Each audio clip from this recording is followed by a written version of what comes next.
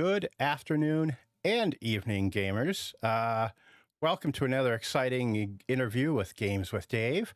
Joining me today, all the way from Denmark, is the highly talented game designer, Tommy Sunzenauer. Tommy is currently running a Kickstarter for his found footage horror RPG, Obscure, which I am absolutely sure is going to scare the living bejumpus out of me when I play it. Welcome back to the show, Tommy. How have you been? Thank you. I have been very good. Excellent. I just went full time on making games, so things are good Awesome. so far, at least. That's got to be kind of exciting, going out and being full-time game design. It's really exciting, but also a bit scary because now I rely on this 100%, where before I had another day job. Gotcha. So yes, exciting times. That's awesome. So I really got to ask you, why are you doing this to me and making a game that is going to make me pee my pants when I play it?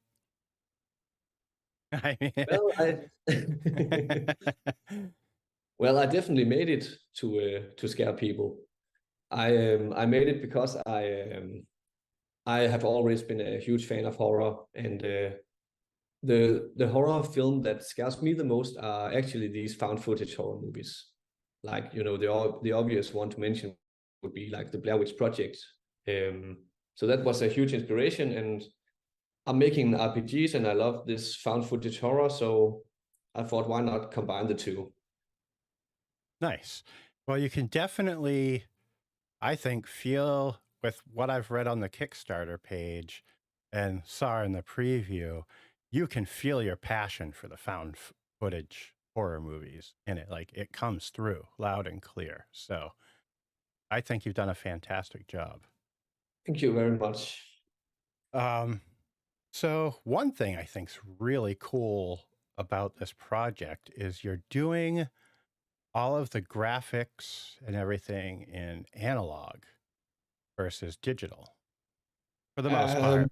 It would be an exaggeration to say everything. Well, but in my office right now, I have put up an old typewriter from the start 90s, and I've gotten an old photocopier and an old printer. So all the textures in the books and all the headings in the book will actually be written on my typewriter and distorted through the scanner and printed out, teared apart, copied in again. So that's awesome. That's a really fun process and a very different process. But I think that it hits the vibe really good for this kind of project. Yeah. Oh, dude, it's perfect. And also, it really creates some textures that I don't think that you can really achieve by only doing it digitally. So it's a really fun process making it this way. Yeah, it's going to look so cool. And you're doing this on a different type of paper. Did I read that right in the Kickstarter, a more textured paper? Yeah, the final product, I will use some recycled paper with some texture in it. I haven't decided on what kind yet. Nice. That's I will go for this very raw and recycled look for the physical product. It's going to be very cool. Like, just that feel of it with that analog look. Like, I can picture it so vividly. It's going to be so neat. I can't wait. Yeah, I hope so. Also, the format is a bit different. I have made it a square format this time, so it's going to be like 20 centimeters, so that's 8 inches, like in a full square format. Oh, nice. Instead of the A5. So that's going to add a bit different to the book as well. I like that. It almost makes it like a coffee table book that you can leave out to terrify your friends. So. Exactly. And your children. Yeah. One of the things I think is really cool that you're doing with this is when the characters die, they don't really die. Yeah, I came up with a mechanic for when it's actually something that is printed on the character sheet. So when you print out the character sheet, you just fold it in half, and then on one side there will be the normal character sheet, and on the back side there will be the rules for your character when they're dead. And it's when you die, you are dead. But instead of rolling up a new character, there are some rules that how you can still engage in the game and take part in telling the story. Like you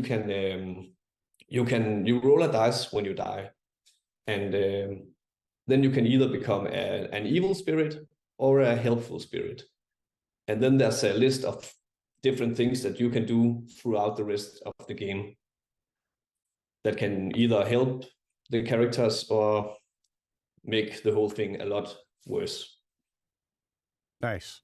That sounds kind of fun. I could see the fun in playing either side. Yeah, it is fun because we have I have been running a few scenarios with my friends, and it really works out, and it's a fun way instead of stopping the game and rolling up a new character and then somehow finding a connection to how does this new character suddenly appear in the basement of an old asylum, So this is a way to have players still be active in the game even though the character died.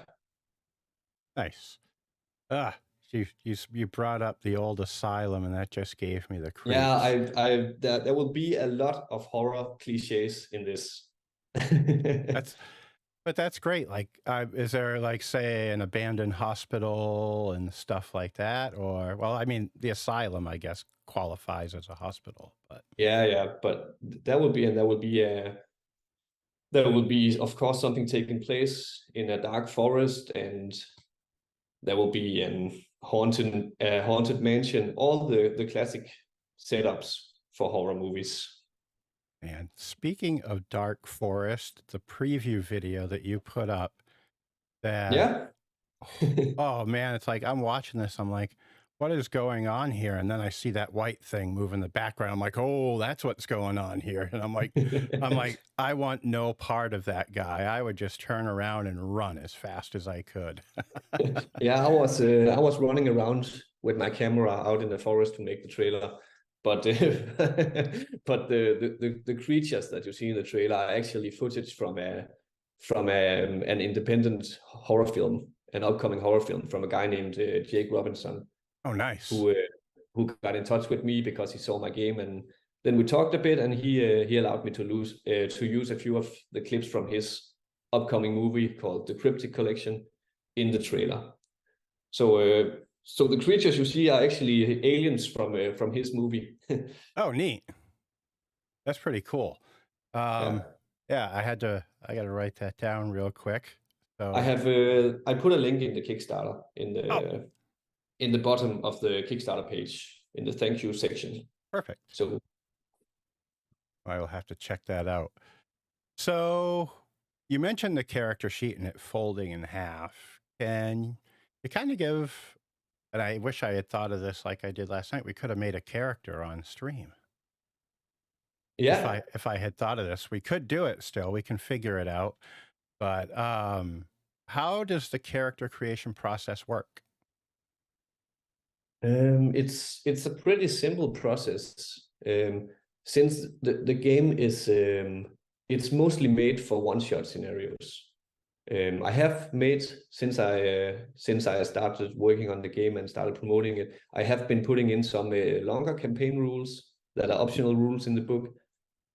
But it's the main focus of the game is one shot. So that means that you don't have to put too much energy in creating a huge background story and rolling up all kinds of stuff. So you actually you only use D6 for this game, and you roll up your energy point, which is the main mechanic of the game. That's both your hit points and your it's a mechanic based on the Tunnel Goons system, where you have these D6 dice pools, and you can spend your energy points when performing different tasks. So you can sacrifice your energy, putting more energy into the tasks to have a better chance of succeeding.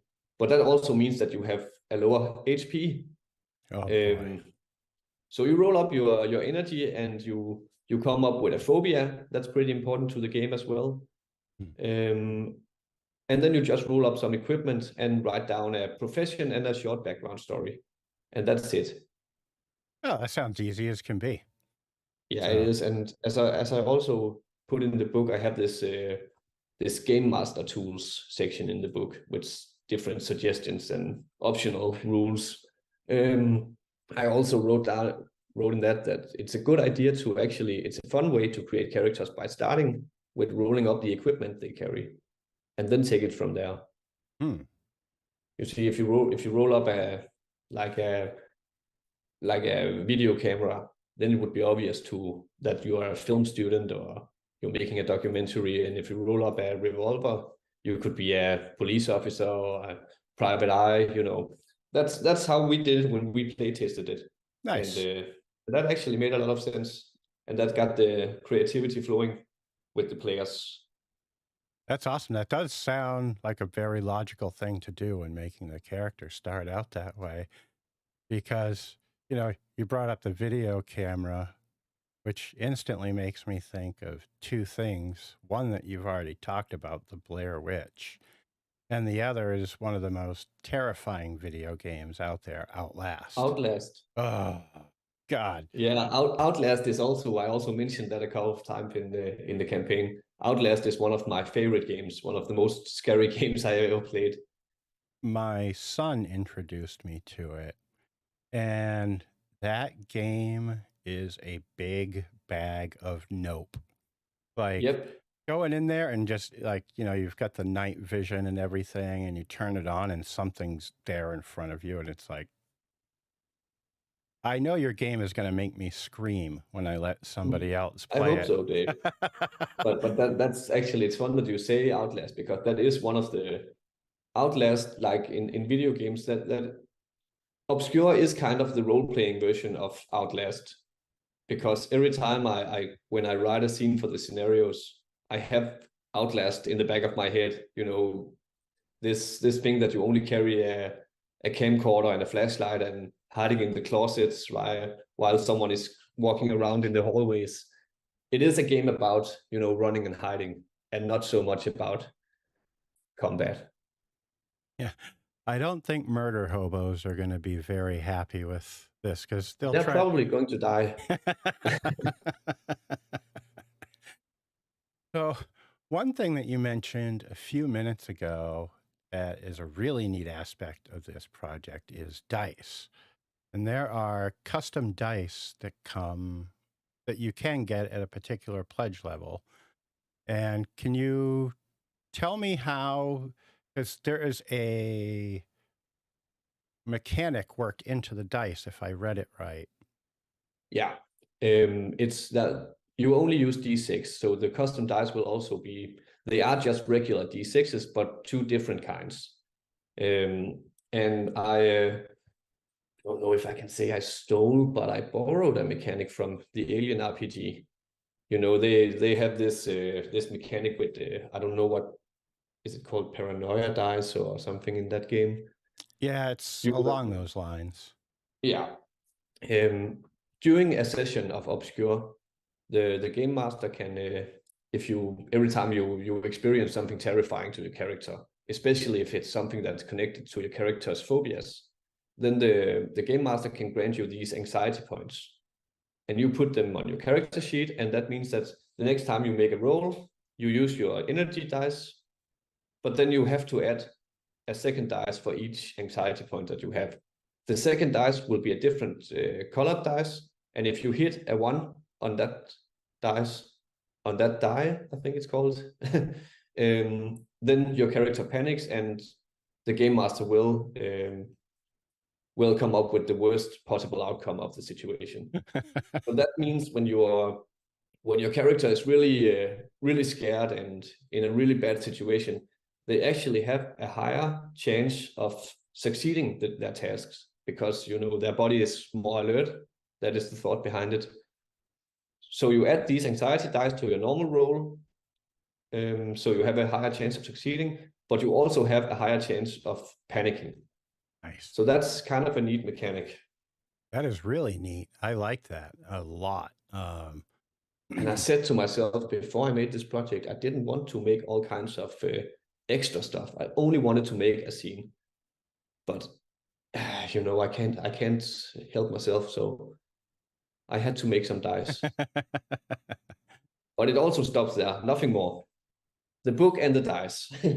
Yeah, well, that's all you need to scare people. I mean, Exactly. And people with vivid imaginations like me that have a fear of being chased in the dark are gonna, oh man, that's one of my biggest fears, is being chased in the dark. Then And this is the game for you, Dave. yeah, like I'm so excited to get scared.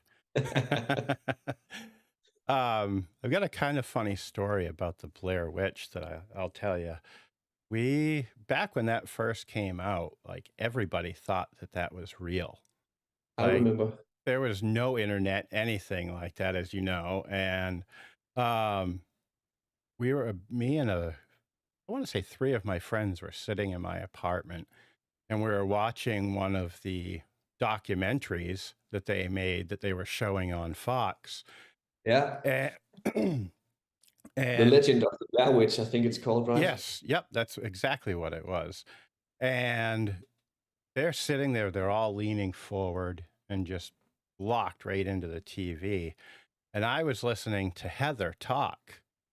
And I'm like, man, some of these things aren't adding up that she's saying. That there were just a couple of slight inconsistencies. And I wish I could remember what. But I'm like, oh, I'm going to get these guys. So they're just leaned forward watching.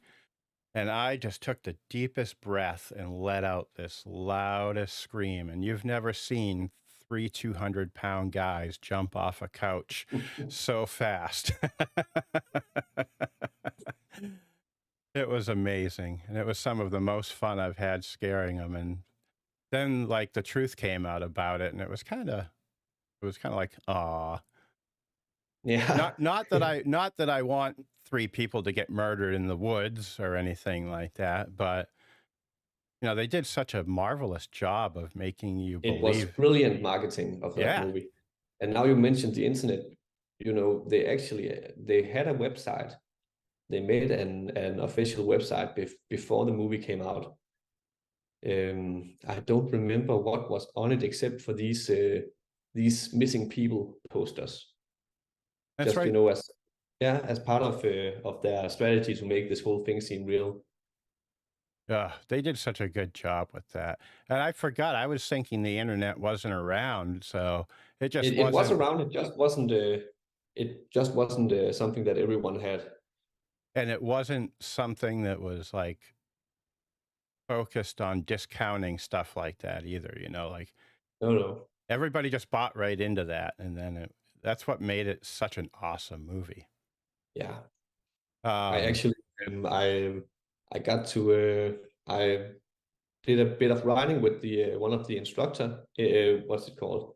The directors, Eduardo Sanchez, who Oh, made the Blair nice. Witch Project, because I wanted to get something from him in the book, like a foreword or something. So now he agreed to do a short interview with me, and maybe I hope I can pull something from that interview and put it as like kind of a forward to the book.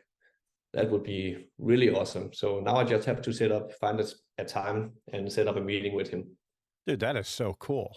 Yeah. So did you just decide to reach out to him and figure, the worst he can say is no? It was actually another reason there is this official Blair Witch fan group on Facebook, and I just wanted to ask one of the admins on that page if I could promote my game in there, and and then the admin on the page was actually Eduardo Sanchez. So Wow. yeah, That so is I had super to just cool. look. I had to look up his name again, and yes, it was him. So another thing, you already kind of mentioned it, is you're not doing any stretch goals for this one. And No. and I really like that actually, because you're like, I just want to make this book as good as it can be. Exactly. I did the previous campaigns that I made that were a lot of stretch goals. And I know it is a fun thing and it is a good way of getting more people to back the project. And it is fun to have stretch goals, but it's a lot of work that you have to do beforehand so you don't lose money on it. Prices can change, and you have to look up all these things, that how much would it cost if I had to do this and this. So I just, as I wrote in the Kickstarter campaign this time, I'm going to use the funds to make the best possible end product. So that's it. No stretch goals this time. Nice. Yeah. I think it's a great thing. And like, I've got one that I'm kind of planning for Zine Quest next year. And I've got maybe something similar in mind to how you're doing it with the dice and a book. Yeah. And I'm like, my objective is kind of the same as this, is to scare people. So Yeah. I'm like, I don't need to do anything really other than a zine, and suggest like maybe Keeping it simple can be nice sometimes. Yeah, like, trust me, I want to go crazy with things, but especially with it being my first one, like I just don't want to. Yeah. I don't want to overextend. That my first Kickstarter was the Sump book, and I went crazy with that one. I spent almost all of the funding, so there was nothing left. That's that book cost me like, I don't know what it is in American dollars, but it was very, very expensive to get printed, because there's so much different shit in it. but it's But I it's a nice looking book, and I'm happy with it, so it's okay. You have to learn from your mistakes, right? Yeah, that's what life is all about, is learning from those mistakes and making things better from learning. So, how many scenarios are in the book as of now? Currently, I have one scenario that is finished now, and then I've started writing 3 other scenarios. I have a lot of documents with a lot of notes that has to be put in order to create these scenarios. But as in right now, there will be 4 one-shot scenarios in the book. Nice. And they will be also very different subjects. I put out, I don't know if you saw it, but I put out a demo version that people could subscribe to and get a demo for Halloween. Yes, I did see that. That was the scenario called The Child, that takes place in this abandoned asylum basement. So that's about ghosts and stuff. And then I have a scenario about a witch in the woods. Maybe there's a witch in the woods. and I have a scenario about one about aliens as well. Nice. And maybe one about a Sasquatch or Bigfoot. Ooh. So it's very classical themes in the found footage genre that I'm working with here, and trying to make the scenario so different as possible, so that each time you play a scenario should be the same as putting on a new movie, Right. Yeah, that's awesome. Also, the format of the scenarios are also kind of different, because one of them, the asylum one, is kind of like a more classic dungeon crawl, where you have this map of the asylum basement, and each room is numbered, and you have the different encounters in each room, right? And then a few days ago, I started working on the map for the forest scenario, and that's going to be like a small hex crawl map. And then the alien scenario is taking place on a desolated ranch. So that's going to be more like a tiny sandbox adventure. So they will be very different. I can't wait. Now, do you have plans for the future to expand upon the game with more scenarios, or? Yeah, I have a lot of plans. Do you plan? I have too many ideas to fit in this book. Yeah, otherwise it winds up this thick if you let them all out. and as I said, I'm trying to keep this simple. Do you have? Oh, sorry. Go ahead. No, I was just going to say that now I have to see if the first step is to get it out and to see if how people will receive it, if people will like it. And if they do, then I will start making some more stuff for it. And hopefully I can create kind of a community with other people making stuff for it as well. So that was my next question, was whether you were going to open it up to other writers. yeah, I definitely will. I'm a big fan of these open third-party license. Excellent. I cannot wait, because I hope to contribute something to it. Yeah, So. and also the system is very easy for people to make scenarios for, because if you have a monster or an entity, some kind of creature, the bad guy, you only need actually 2 stats. They have their energy points, which is also their difficulty rating or their AC, or and then they just have a modifier to their attack, and that's it. Then they of course need a description and a legend and their behavior and stuff, but that's more lore writing. Right. Stat wise, it's only 2 stats that you put on a creature, so that makes it really easy for people to. I want people to not only make scenarios and games, but to make each one a legend, and an urban legend for itself. So you can, if you have an idea of something creepy, you can make it a scenario to use in Obscure. That is the plan. That is very cool, and it actually sounds like it could be great for newer designers like me, where it is, like you're saying, there's only 2 stats to assign to the monster or whatever it is that you put out there. It seems like it could be a great entry point for like an aspiring horror designer. So yeah, that is very cool. So that was all I had for questions, but I'd love to keep shooting the breeze about horror stuff. What did you do for Halloween? I played Obscure for Halloween. Oh, nice. Nice. I have a group of friends that I got together with, and we had some beers, and we played the demo scenario that I also put out. That's so and that cool. was we have been playtesting the same scenario a couple of months ago. So and that was from the feedback I got back then, and so now there's a huge difference. So that was a very positive experience. I could really see that the game was working as intended now. So that was very nice. Did you really get a good scare out of anyone, or? Yeah, we both laughed and screamed, so that was good.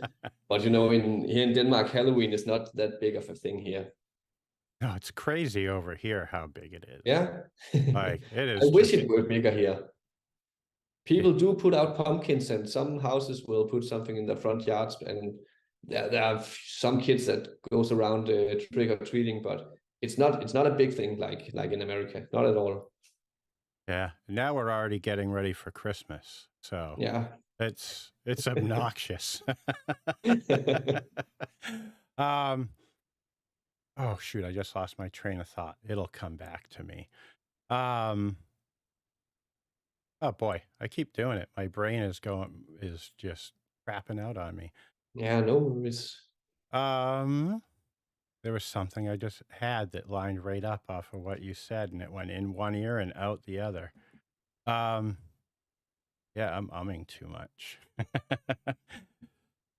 Yeah, I'm really looking forward to playing this game, because it's going to be phenomenal. I can already tell. What is the expected date of delivery for you?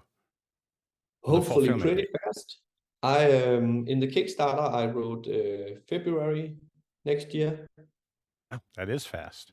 Because as said, I'm full time in creating games now, so I can already feel that things are going a lot faster now, because every day when I get up, I go to my office, and then I just start writing and creating stuff. So things are going pretty fast, and I'm already really far with my with the book. Nice. So if everything goes according to plan, it's at least the digital version will be finished in February. Wow. Hopefully the physical scene as well. Oh man. Oh, and you, I don't know if you noticed, but I'm switching between calling it a book and calling it a scene because I don't know what it's going to be yet. Yeah. It's going to be fun, especially if I get that in February, because it being winter here, we get so much snow, and the isolated feeling really kicks in at points in like February and whatnot. Yeah, So that could be a really fun time to be playing that game with people around definitely. here. So um, that's really all I've got, my man. I know it's getting kind of, you're what, 6.5 hours ahead of me, or 7.5, we figured out earlier? Oh, it's 6:30 here Oh, now. it's only 6:30. I thought it was later Yeah. there. I thought it was later.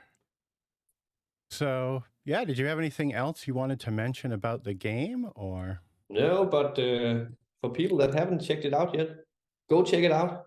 There's a link in the And description.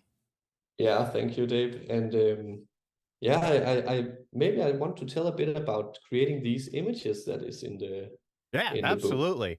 I'd love to keep because going, that but is also that's a really fun process because a lot of the images is actually I go around, and if I see some creepy place or a dark corner or something, I just snap a picture of it, because then I think in this dark corner there could be a scary face, or outside this window something could be watching. So I'm going around taking a lot of weird pictures and doing a lot of very weird Google searches for stock images that I can cut up and edit and put into the photos that I'm taking. My search history is really weird at the moment. man, that one picture I've that been you looking for old creepy people and scary children and fat baby crawling and all kinds of weird shit I've been searching for. I know it's going to be interesting once I really get into writing stuff and doing the research. If they are out there watching me, they're going to be like, what the hell is this guy looking Yeah. for? And they're probably doing the same with you, of like creepy old people and a fat baby crawling. Like, Yeah. It's fucked up. oh man, when you just mentioned the something in the window, when I was a little kid, one of our neighbors, he was this 19-year-old, and he was out there, I guess would be the fun way of describing it. Well, one night during a thunderstorm, he put on a mask, and we kept seeing this flash at our window. And then we'd be like, what? Then we'd see a flash over at the end of the window. And we thought it was lightning at first, but it was happening in this weird pattern. So my mother decides to open the curtain, and there's Steven standing on the other side of the window with this mask on. And the sound that she made, and it scared the living shit out of me. And it just makes me think of there could be something fun to rework into this game. And yeah, it's going to be a lot of fun to try to scare people I with it. actually I bought this creepy mask for the purpose. That I is never got to creepy. use it.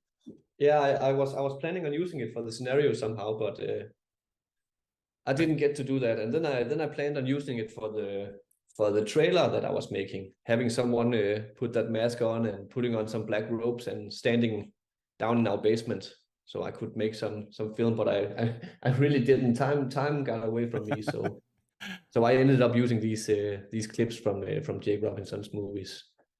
But That those is, worked out really well as well. So yes, they did.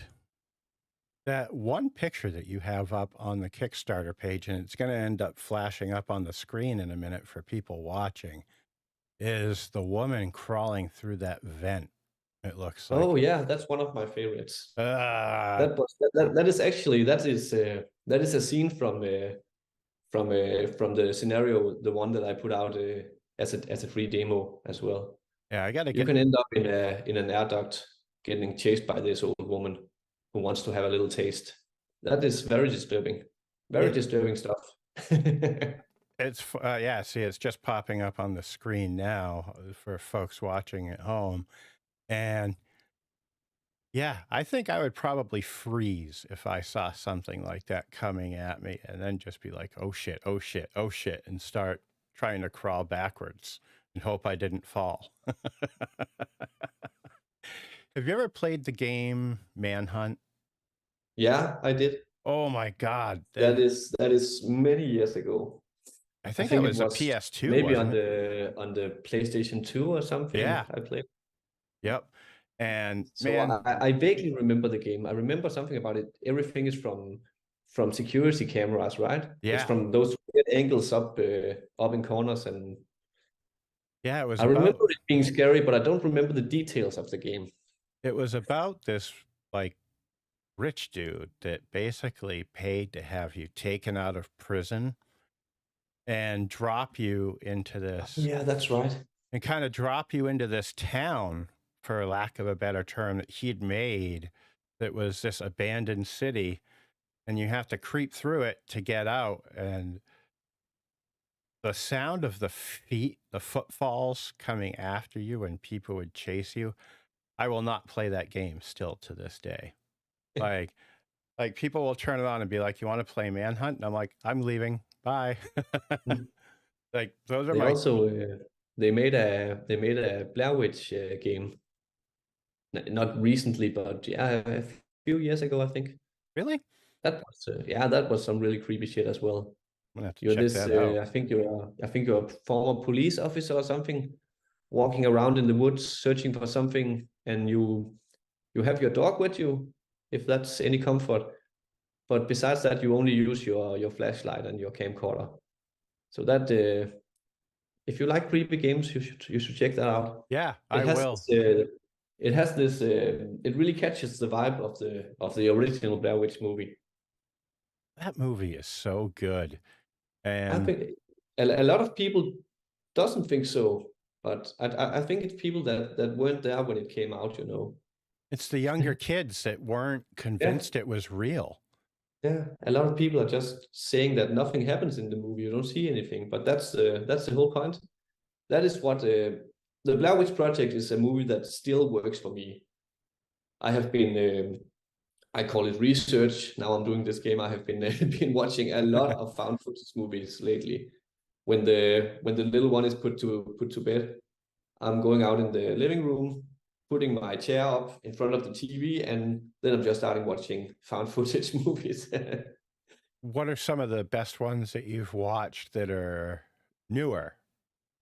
um, the other day I watched the taking of Deborah Logan. I'm writing That these down was so I can watch them later. it's about an old woman who has dementia, but it's not quite dementia after all. It's a really really creepy movie.